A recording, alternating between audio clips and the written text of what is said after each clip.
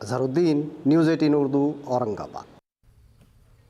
UP के वज़ीर आला योगी आदित्यनाथ ने वाराणसी में मेरा पोस्टकार्ड पीएम की को मुहिम का आगाज़ किया। इस दौरान योगी आदित्यनाथ ने पीएम की खूब तारीफ की। उन्होंने कहा कि मां गंगा का आशीर्वाद पीएम मोदी पर बना रहे। योगी आदित्यनाथ ने बूथ अभियान के तहत बूथ नंबर 77 से पीएम को पोस्टकार्ड रवाना किया।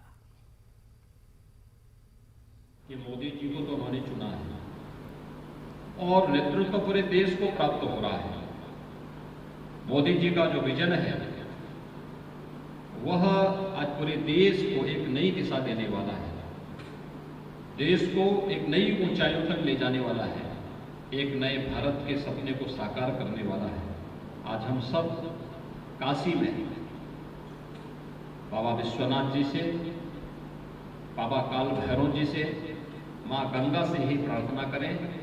आज शारदीय नवरात्रि का पहला दिन भी है कि दुनिया के सबसे लोकप्रिय नेता माननीय मोदी जी का सानिध्य, उनका नेतृत्व, उनका मार्गदर्शन एक लंबे समय तक पूरे देश को प्राप्त हो और उनके नेतृत्व में भारत दुनिया की सबसे बड़ी ताकत के रूप में, एक महाशक्ति के रूप में उभर करके विश्व मानवता की कल्याण का मार्ग प्रशस्त कर सके। गाजियाबाद से रुकने